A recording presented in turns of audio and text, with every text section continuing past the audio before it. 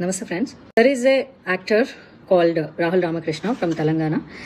So Pavan కళ్యాణ్ని questions మీద questions ట్విట్టర్లో బాగా అడుగుతున్నాడు. అంత బాగానే ఉంది.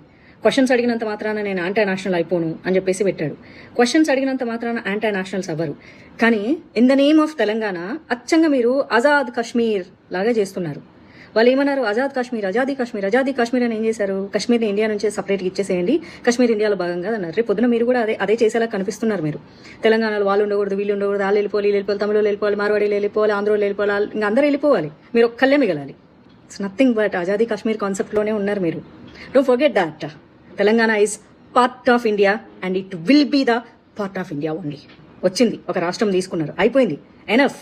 పవన్ కళ్యాణ్ ఇన్ని క్వశ్చన్స్ అడిగారు కదా పంచాయతీరాజ్ గురించి. For your kind information mister Rahul Ramakrishna, Pavan Kalyan Panchayati Raj minister తెలంగాణలో కాదు, ఆంధ్రాలో.